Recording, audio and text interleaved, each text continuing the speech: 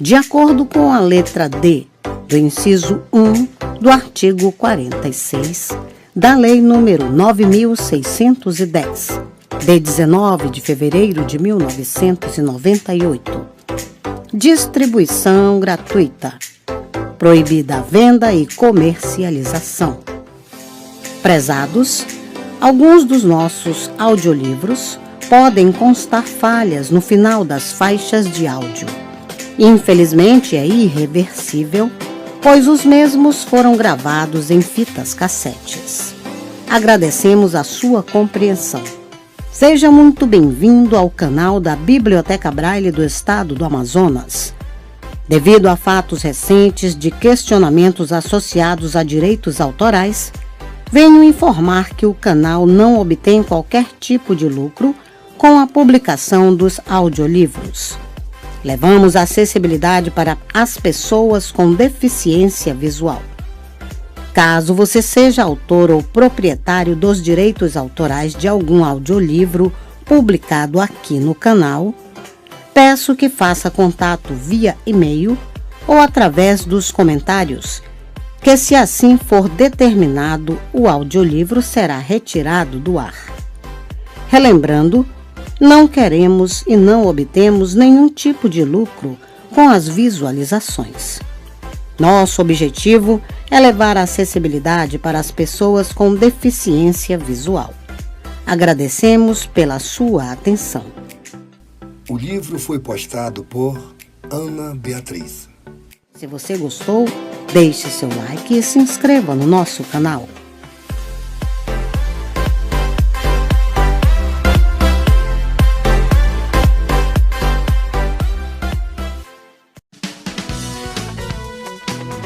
Resumo de processo do trabalho.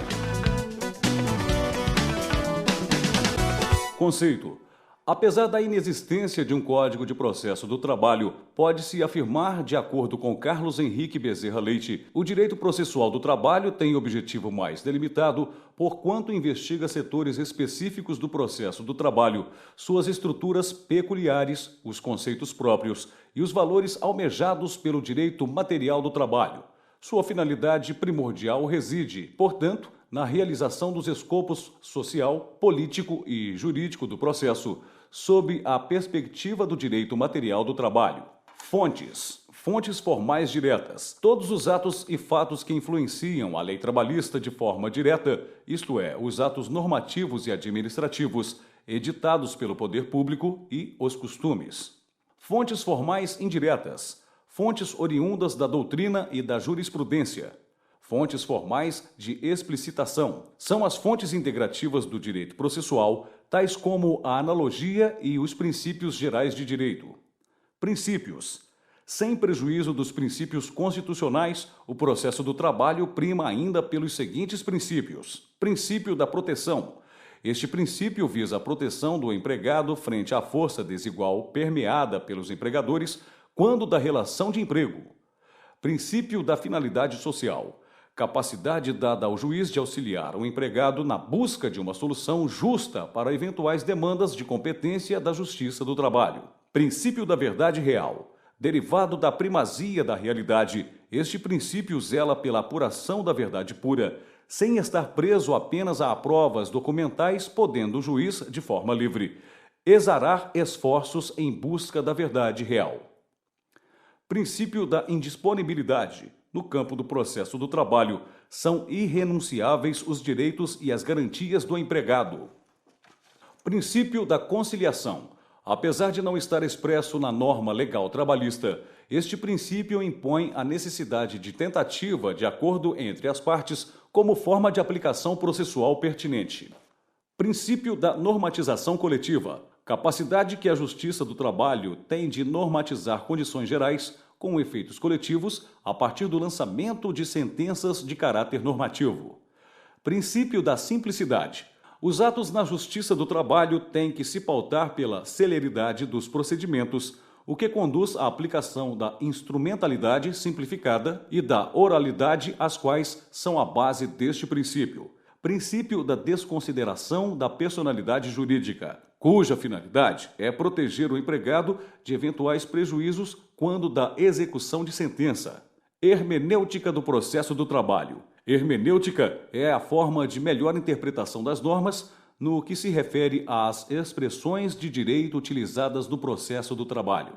Métodos de interpretação. Gramatical ou literal. Este método obedece às regras gramaticais e linguísticas do texto normativo a ser interpretado.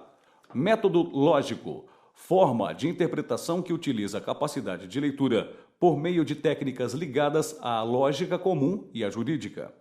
Método histórico. Interpretação da norma com base em sua construção histórica. Método sistemático.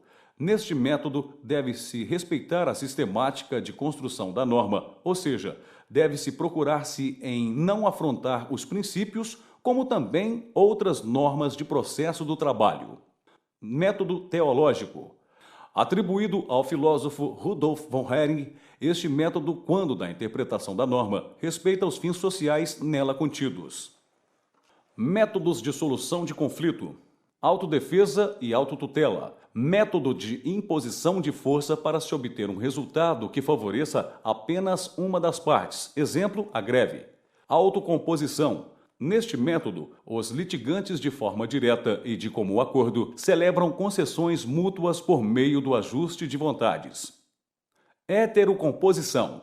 Intervenção de terceiro quando de um conflito trabalhista com força de decisão coercitiva sobre as partes em litígio. É a arbitragem. Organização da Justiça do Trabalho. Juízes do Trabalho, varas do trabalho, Tribunais Regionais do Trabalho, TRT, e Tribunal Superior do Trabalho, TST. Para casos específicos de afronta à Constituição, o Supremo Tribunal Federal, STF, poderá também julgar questões trabalhistas. Varas do Trabalho. Primeira atuação da Justiça do Trabalho na solução de conflitos, onde o juiz prestará a primeira jurisdição em favor de litígio existente. Tribunais Regionais do Trabalho. Órgão de julgamento de recursos oriundos das varas do trabalho. Tem como função básica a prestação de ampla jurisdição, emenda constitucional número 45/2004. Tribunal Superior do Trabalho. Tem como competência a pacificação das decisões oriundas dos tribunais com o fito de manutenção da paz social. Ministério Público do Trabalho. Tem atuação nas causas de competência da Justiça do Trabalho e pertence ao Ministério Público da União, com competência delimitada na Lei Complementar número 75/93, em seus artigos 83 e 84. Competência da Justiça do Trabalho. Competência em razão da matéria. É a fixação da competência pela simples busca jurisdicional junto à Justiça do Trabalho, tendo como basilar para a solução do litígio matéria legal de cunho eminentemente trabalhista. Competência material. É fixada na relação de emprego entre as partes, servindo de paradigma para a fixação da competência. É o motivo pelo qual a Justiça do Trabalho, existindo relação de emprego entre as partes, tem competência para julgar dano moral, acidente de trabalho, cadastramentos de PIS e PASEP, meio ambiente do trabalho, FGTS, etc. Competência em dissídios coletivos. Competência da Justiça do Trabalho para intervir em casos de dissídios coletivos, isto é, em litígios referentes a questões econômicas e jurídicas que envolvam classes de trabalhadores. Competência em razão da função. Delimitação de atuação e competência conforme a limitação legal de atuação dos órgãos da Justiça do Trabalho, exemplo, as competências das varas do trabalho, dos tribunais, etc. Competência em razão do lugar. Competência fixada para julgamento da lide com base no local onde são prestados os serviços pelo empregado, mesmo que ele tenha sido contratado em outra cidade. Da ação trabalhista. Partes. São as pessoas ou seus representantes que ocupam o polo ativo ou passivo nas relações jurídicas, ou seja, as partes podem estar no polo ativo ou passivo da lide. Tais polos podem conter mais de uma pessoa, o que é chamado de litisconsórcio. Pedido. Finalidade de proposição da ação, o mesmo que objeto, podendo ser imediato solução do conflito e mediato bem jurídico perseguido junto à ação. Causa de pedir. São os fatos e os fundamentos jurídicos do pedido, os quais justificam a busca de prestação jurisdicional do Estado. Tipos de ação. Ação individual. Ação individual de evocação da prestação jurisdicional do Estado ou juiz. Ação de conhecimento. Ato de evocação do poder jurisdicional para a pacificação de lides. Ação executiva. Ato processual pelo qual o vencedor de uma demanda torna líquida e certa a sentença oriunda da ação de conhecimento. Este curso é propriedade do site www.aprovar.com e tem reservas de direito tanto de conteúdo quanto de gravação, sendo proibida sua reprodução por qualquer meio. Ação cautelar. Ações preparatórias de ações definitivas, as quais têm como basilar a antecipação de parte do direito que será requerido junto à ação principal. Ação coletiva. Ações propostas por coletivos com o fim de pacificar direitos perseguidos em juízo, proposta pelo Ministério Público do Trabalho e por sindicatos de classes. Ação coletiva, dissídios coletivos. Ação que tem por objeto a criação de norma trabalhista e de condições de trabalho mais benéficas que as já previstas em lei. Processo e procedimentos na Justiça do Trabalho. Procedimento comum ordinário. Artigos 837 a 852 da CLT. Atualmente é fixado pelo valor da causa acima de 40 vezes o salário mínimo vigente na data do ajuizamento da reclamação e consiste nas audiências inaugural para conciliação, de instrução para coleta de provas e de julgamento para lançamento da sentença. Procedimento sumaríssimo, artigo 852-A. Fixado pelo valor da causa, menor que 40 salários mínimos. Consiste em instrução e julgamento da ação em audiência única. Nesse procedimento, todos os atos processuais são praticados de uma só vez, com exceção da sentença que é lançada posteriormente. Atos e prazos processuais. Ato jurídico. Ato de vontade humana para a ocorrência de um efeito jurídico. Fato jurídico. Abrange os atos jurídicos e independe da vontade humana para sua ocorrência. Exemplo, a morte. Fato jurídico que produz efeitos jurídicos ligados à sucessão hereditária. Fatos processuais. Fatos do processo que impedem da vontade humana, como a morte de uma das partes.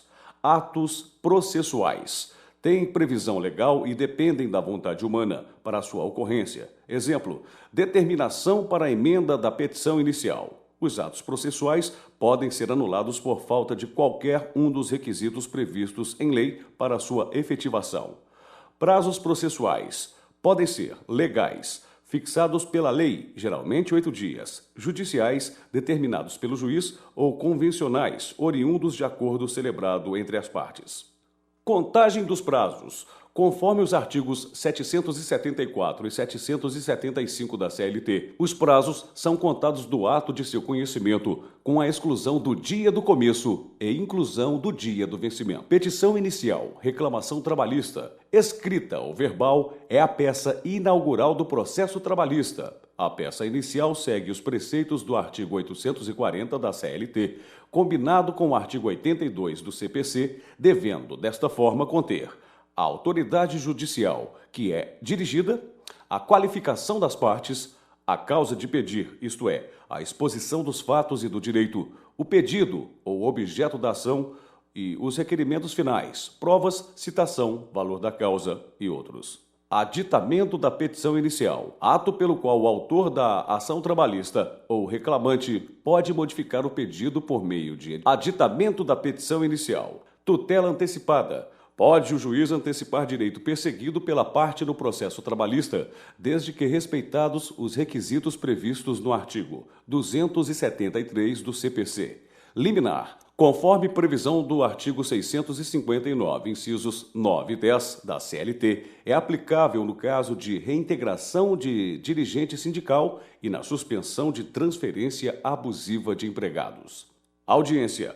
É realizada em local pré-determinado, na sede do juízo trabalhista ou do juízo civil. Nos locais onde existam varas do trabalho, é necessária a presença do juiz e dos escrivães ou chefes de secretaria, além das partes em litígio, independentemente da presença dos advogados. No horário e na data fixados, é feito o pregão, ou a chamada, das partes e das testemunhas, as quais são inquiridas pelo juiz, que tem o poder de polícia para garantir o bom andamento da audiência, que deve ser registrada. Comparecimento das partes. As partes têm o compromisso de comparecer às audiências previamente marcadas, sob pena de aplicação da desistência, quando falta o autor ou reclamante, ou da revelia, na falta do réu ou reclamado.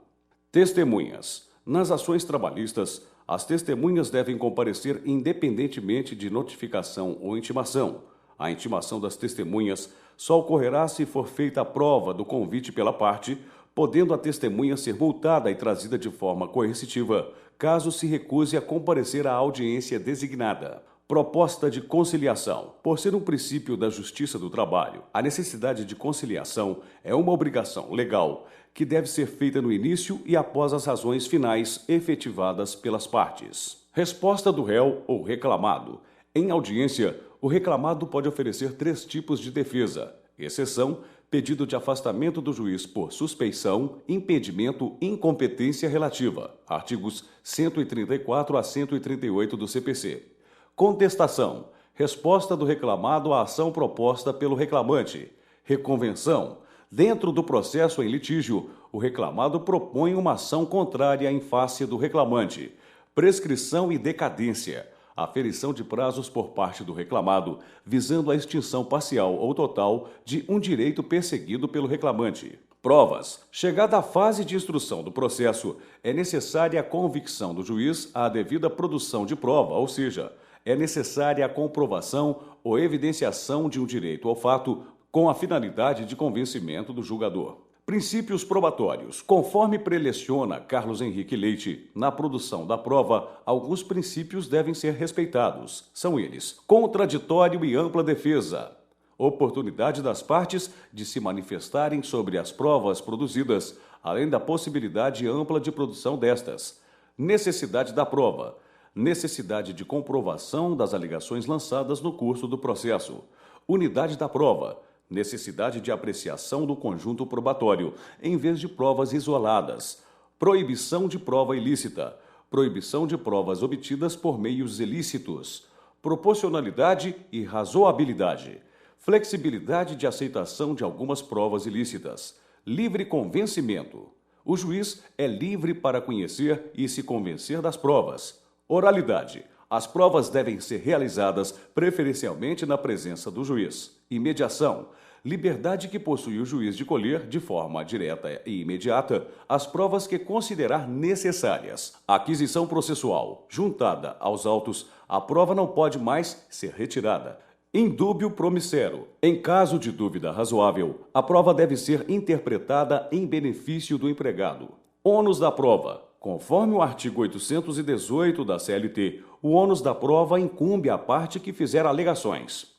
Meios de prova: documental, depoimento pessoal das partes, confissão, testemunhal, pericial e inspeção judicial, este último em cargo do juiz. Sentença: decisão que aprecia o mérito da ação, pondo ou não fim a ela. Suas partes são: relatório, o resumo da ação, fundamentação legal e dispositivo ou decisão. Classificação das sentenças. Interlocutórias. Saneiam o processo sem pôr fim à demanda. Determinativa. Põe fim ao processo sem a apreciação de mérito. E definitiva. Põe fim ao processo com a apreciação de mérito. Recursos. Artigo 893. Das decisões, são admissíveis os seguintes recursos: embargos, recurso ordinário, recurso de revista e agravo. Embargos para o TST. Artigo 894. Cabem embargos no Tribunal Superior do Trabalho para o Pleno no prazo de 8 dias a contar da publicação da conclusão do acórdão.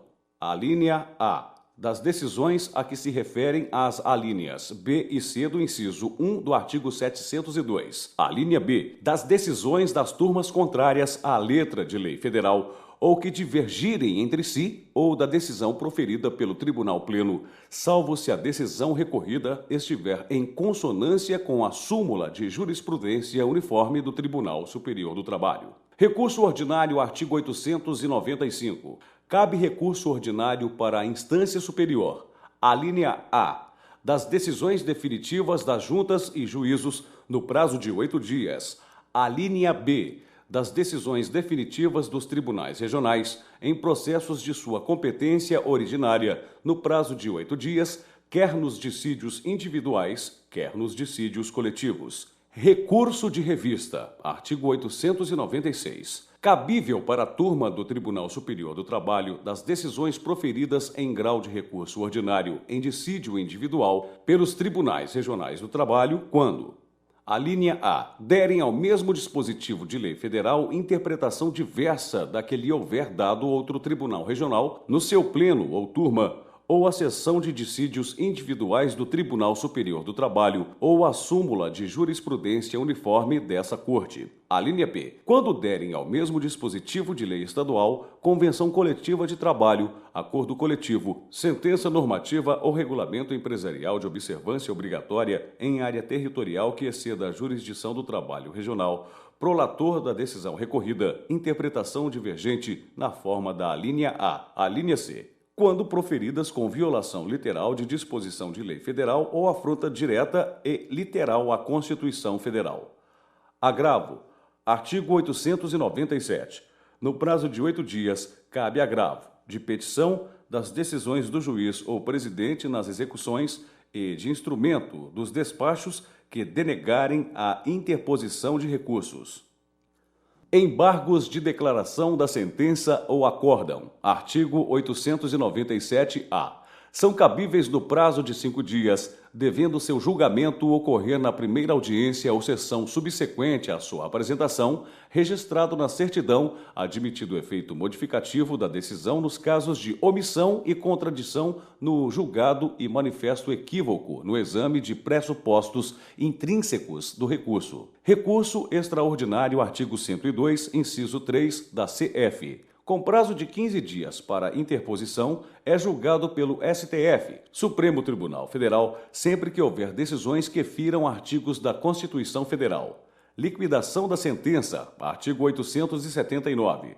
No processo trabalhista, é realizada por cálculo, arbitramento ou artigos. Sua função é a individualização da condenação para sua efetiva execução. A liquidação deve guardar estrito respeito para com a sentença, sendo proibida qualquer inovação ou alteração de seu conteúdo condenatório. Execução. Serão executados as decisões passadas em julgado ou das quais não tenha havido recurso com efeito suspensivo, os acordos, quando não cumpridos, os termos de ajuste de conduta firmados perante o Ministério Público do Trabalho e os termos de conciliação firmados perante as comissões de conciliação prévia. É competente para a execução das decisões o juiz ou o presidente do tribunal que tiver conciliado ou julgado originariamente o dissídio. Artigo 877. A execução poderá ser promovida por qualquer interessado ou ex ofício pelo próprio juiz ou presidente do tribunal competente. Artigo 877. Da penhora. Artigo 880. Requerida a execução, o juiz ou presidente do tribunal mandará expedir mandado de citação do executado, a fim de que se cumpra a decisão ou o acordo no prazo, pelo modo e sob as cominações estabelecidas ou, quando se tratar de pagamento em dinheiro, inclusive de contribuições sociais devidas à União, para que pague em 48 horas ou garanta a execução sob pena de penhora. Não pagando o executado, nem garantindo a execução, seguir-se-á a penhora dos bens, tantos quantos bastem ao pagamento da importância da condenação acrescida de custas e juros de mora, sendo estes, em qualquer caso, devidos a partir da data em que for ajuizada a reclamação inicial. Dos embargos à execução, artigo 884. Garantida a execução ou penhorados os bens, terá o executado 5 dias para apresentar embargos, cabendo igual prazo ao exequente para impugnação. A matéria de defesa será restrita às alegações de cumprimento da decisão ou do acordo, quitação ou prescrição da dívida. Somente nos embargos, a penhora poderá o executado impugnar a sentença de liquidação, cabendo ao exequente igual direito e no mesmo prazo. Serão julgados na mesma sentença os embargos e as impugnações à liquidação apresentadas pelos credores trabalhistas e previdenciário. Efetivados os julgamentos, a parte exequente poderá requerer a venda dos bens em leilão ou pedir a adjudicação, transferência para si dos bens penhorados.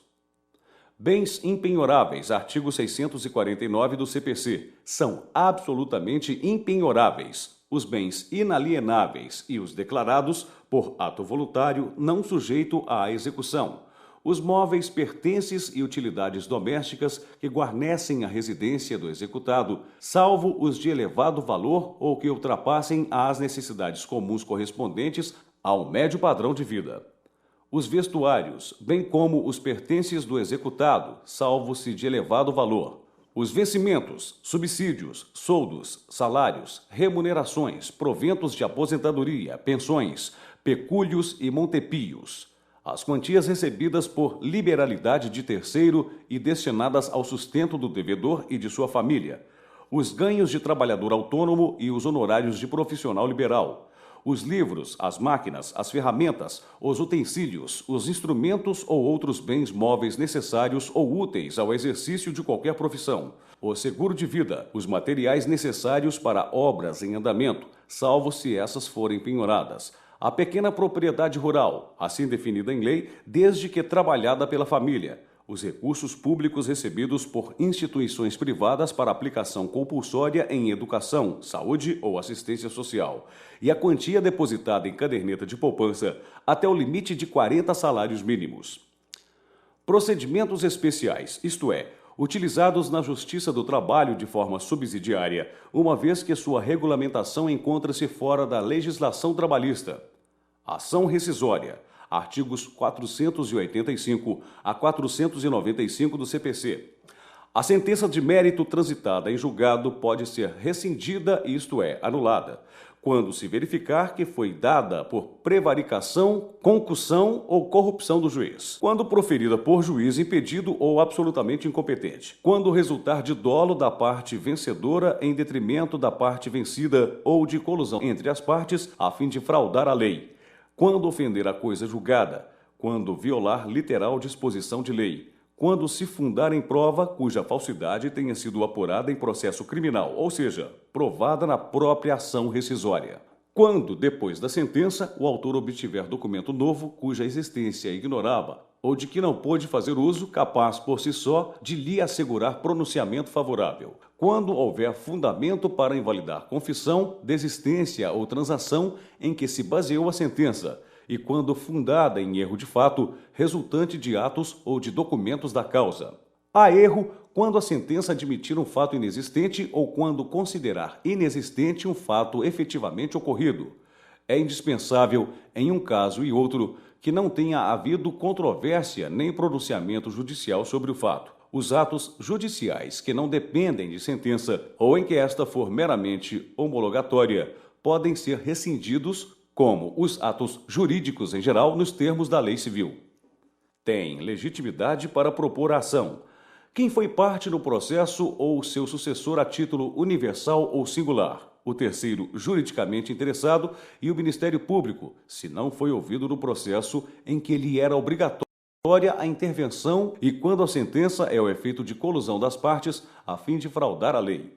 A petição inicial será elaborada com observância dos requisitos essenciais do artigo 282 do CPC, devendo o autor cumular ao pedido de rescisão, se for o caso, o de novo julgamento da causa, e depositar a importância de 5% sobre o valor da causa a título de multa, caso a ação seja, por unanimidade de votos, declarada inadmissível ou improcedente.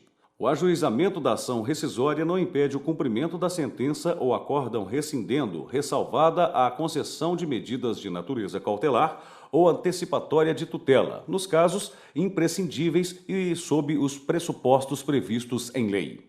Concluída a instrução, será aberta a vista sucessivamente ao autor e ao réu pelo prazo de 10 dias para razões finais. Em seguida, os autos subirão ao relator procedendo-se ao julgamento. Julgando procedente a ação, o tribunal rescindirá a sentença, proferirá, se for o caso, novo julgamento e determinará a restituição do depósito. Declarando inadmissível ou improcedente a ação, a importância do depósito reverterá a favor do réu, sem prejuízo do disposto no artigo 20 do CPC. O direito de propor ação rescisória se extingue em 2 anos, contados do trânsito em julgado da decisão. Mandado de segurança. A Constituição Federal prevê 2 espécies de mandado de segurança: o individual para proteger direito subjetivo, líquido e certo, e o mandado de segurança coletivo. Dispõe a Constituição, no artigo 5º, inciso 69, conceder-se-á a mandado de segurança para proteger direito líquido e certo no amparo por habeas corpus ou habeas data, quando o responsável por ilegalidade ou abuso de poder for autoridade pública ou agente de pessoa jurídica no exercício de atribuições do poder público. Só o próprio titular desse direito tem legitimidade para impetrar o mandado de segurança individual, que é oponível contra qualquer autoridade pública ou contra agente de pessoa jurídica no exercício de atribuições públicas com o objetivo de corrigir ato ou omissão ilegal ou decorrente de abuso de poder. O objetivo é o amparo a direito pessoal líquido e certo. O mandado de segurança é uma ação que deve ser dirigida a um juiz, sempre por intermédio de um advogado. Tem por objetivo a proteção de direitos líquidos e certos, quer dizer, aqueles direitos que não dependem de provas. O mandado de segurança está regulamentado pela Lei 1533, de 31 de dezembro de 1951 e suas alterações. A finalidade principal do mandado de segurança é a correção de ato ou omissão das autoridades para sanar-lhes das doenças da ilegalidade ou do abuso de poder. Habeas corpus, utilizado na Justiça do Trabalho em favor dos depositários que, de alguma forma, alienam bens que estavam sob sua guarda. O habeas corpus é uma ação penal de conhecimento prevista na Constituição Federal. Pode ser impetrado em decorrência do ato processual ou extraprocessual. É uma ação penal popular porque pode ser impetrado por qualquer pessoa. A natureza mandamental pode ser ilustrada pela ordem urgente à autoridade descrita no artigo 660, parágrafos 5º e 6º do Código de Processo Penal. O caput do artigo 5º da Constituição Federal protege a liberdade.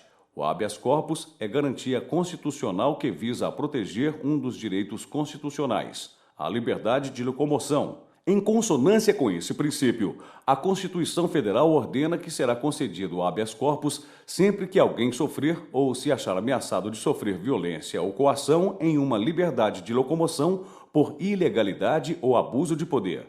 O habeas corpus pode ser proposto contra atos administrativos, atos judiciários e atos praticados por particulares. Sua previsão constitucional afasta qualquer situação fora da realidade libertária. O constrangimento pode resultar de ato ou de omissão. A prova deve ser previamente constituída, haja vista o impedimento para a dilação probatória, ou seja, a necessidade de apreciação e dilação de prova impede a concessão do habeas corpus. Este curso é propriedade do site www.aprovar.com e tem reservas de direito tanto de conteúdo quanto de gravação, sendo proibida sua reprodução por qualquer meio. Inquérito judicial para apuração de falta grave. Como se sabe, a estabilidade no trabalho tem por objeto a criação de obstáculos à demissão de determinados empregados que a detêm por várias razões. Decisão normativa, acordo coletivo, por força de lei, entre outras. No entanto, existem momentos em que a conduta do empregado estável torna-se incompatível com o prosseguimento da relação empregatícia nos moldes do artigo 482 e alíneas da CLT. São as hipóteses de justa causa, isto é, todo ato doloso ou culposo de natureza grave e de responsabilidade do empregado que leve o empregador à conclusão de que aquele não pode mais continuar a lhe prestar serviços. Porém, tratando-se de empregado detentor de estabilidade, a demissão por justa causa não pode ser aplicada com base em interpretação do empregador, havendo a necessidade de instauração de inquérito judicial para apuração de falta grave. Nesse caso, O empregador, para provocar o pronunciamento do Estado, deve mover um processo de rescisão do contrato do empregado estável na Justiça do Trabalho, conforme o artigo 853 da CLT, para a instauração de inquérito para apuração de falta grave contra empregado garantido com estabilidade. O empregador apresentará reclamação por escrito à Junta ou Juízo de Direito dentro de 30 dias, contados da data da suspensão do empregado. No momento da falta grave, desde que preenchidas uma ou mais possibilidades do artigo 482 da CLT, o empregador comunica ao empregado o conhecimento do ato faltoso, podendo suspender o contrato de trabalho. A suspensão do empregado consiste em uma faculdade do empregador para que, durante seu afastamento, seja instaurado o inquérito. A possibilidade de suspensão também visa evitar novos atritos entre empregado e empregador durante o julgamento do inquérito. O procedimento é instaurado pelo empregador mediante petição inicial com os requisitos exigidos para as demais iniciais trabalhistas. Não é exagero repetir que o contrato de trabalho fica suspenso até o julgamento final do processo. Isto é, o empregado estável somente será considerado demitido quando o inquérito for julgado procedente. Nesse caso, a sentença favorável ao empregador indicará a data da demissão, que será, por força de lei, a data em que o empregado foi suspenso. Na hipótese de não ter havido suspensão das relações de trabalho, quando o empregado permanece no emprego até ser julgada procedente a ação, a data da demissão por justa causa será a mesma da sentença.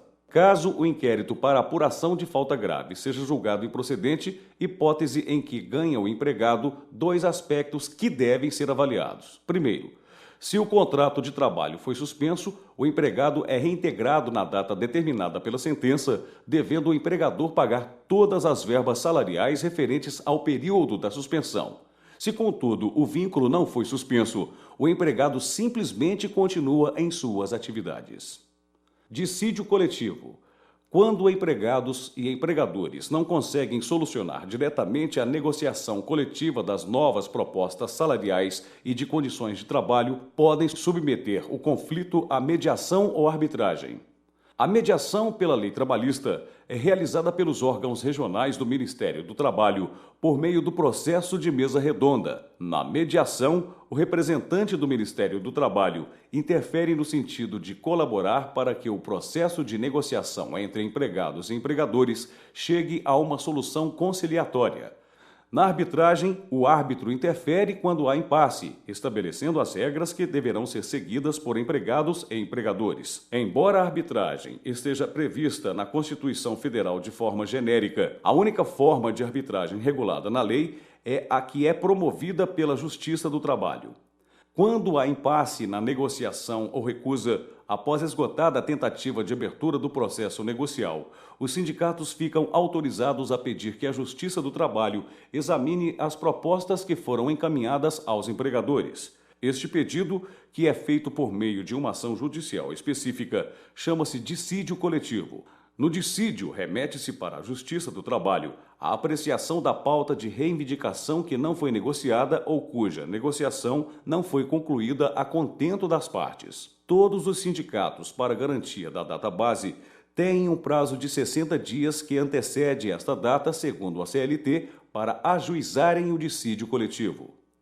É muito comum estarem empregados e empregadores negociando e o sindicato, para garantir a data base, tenha que instaurar o dissídio coletivo. No curso do dissídio coletivo, pode haver um acordo entre trabalhadores e empregadores e, nesse caso, ainda que tal acordo seja firmado entre sindicatos, não terá a denominação de convenção coletiva, que é sempre realizada extrajudicialmente.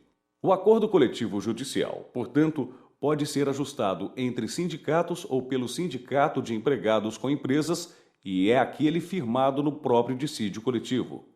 Quando se submete o acordo celebrado no dissídio à apreciação do tribunal, a Justiça homologa ou não esse acordo. Quando não há acordo, o tribunal julga os pedidos dos trabalhadores. Tanto na situação da homologação como na de julgamento, o tribunal profere uma sentença normativa. É a decisão judicial que normatiza os salários e as condições de trabalho reivindicadas pelos trabalhadores. A ação de cumprimento. A execução de decisão proferida em dissídio coletivo se faz por meio da ação de cumprimento. Empregado e sindicato têm, ambos, legitimação processual ativa para propô-la. Normalmente, essas ações são propostas pelos sindicatos na posição de substitutos processuais dos seus associados.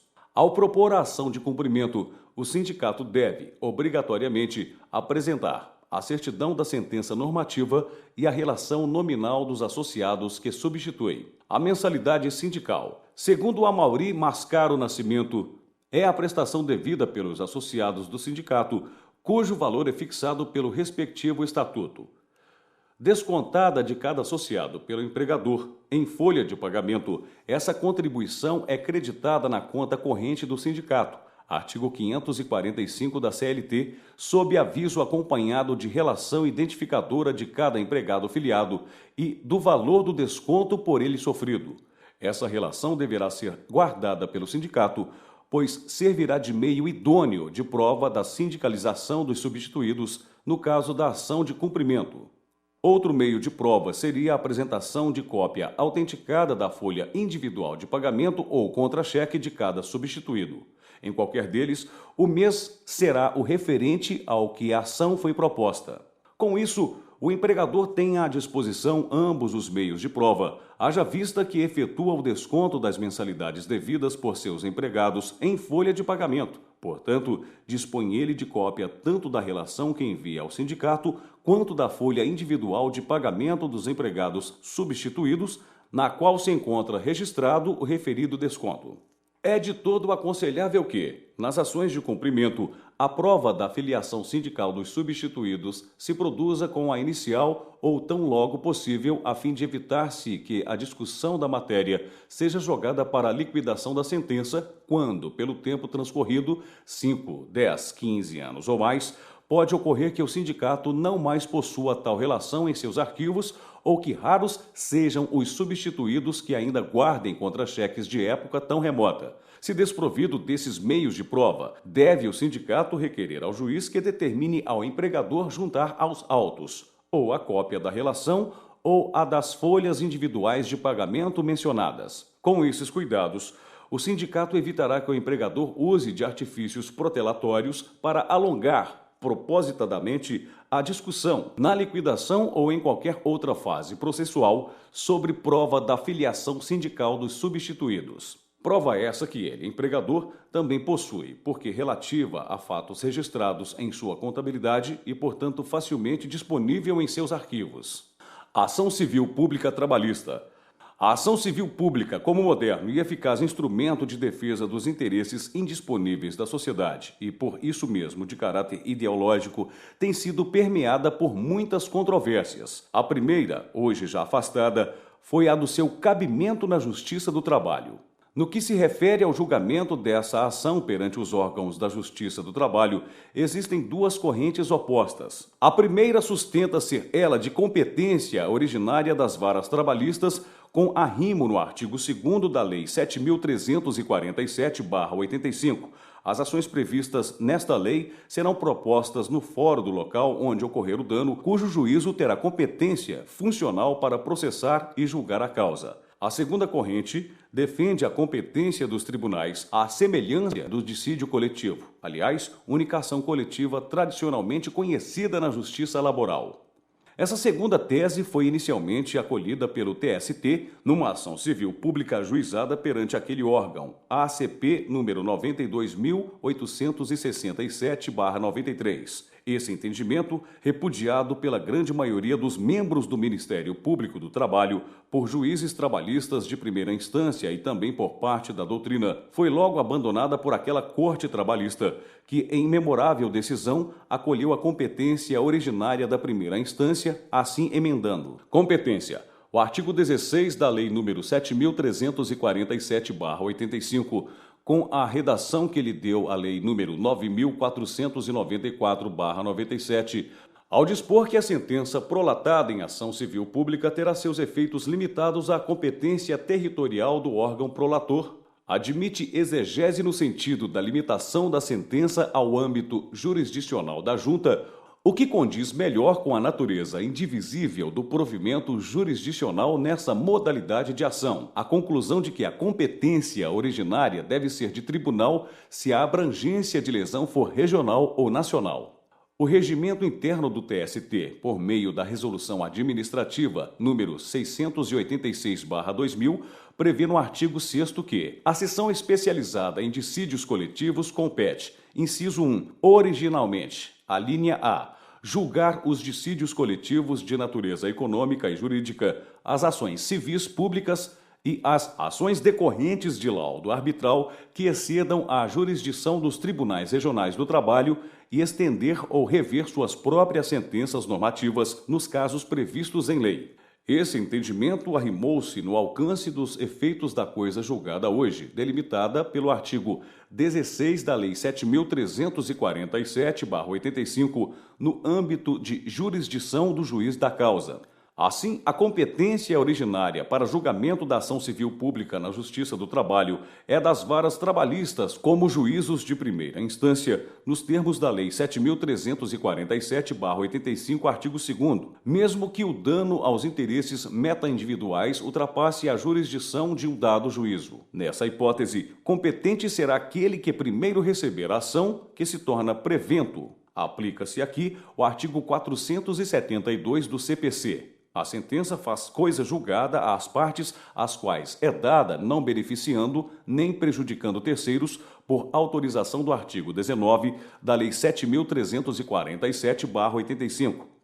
Ação de consignação em pagamento, utilizada de forma subsidiária por aplicação dos artigos 890 a 900 do CPC, é utilizada na Justiça do Trabalho como forma de pagamento de créditos oriundos da relação trabalhista que, por algum motivo, não são pagos ao credor por sua recusa injustificada. Medidas cautelares servem como garantia de um processo principal, sendo utilizadas na antecipação ou incidência de direitos contidos no processo principal, conforme preleciona o artigo 796 do CPC. Este curso é propriedade do site www.aprovar.com e tem reservas de direito tanto de conteúdo quanto de gravação, sendo proibida sua reprodução por qualquer meio. Resumo de processo do trabalho.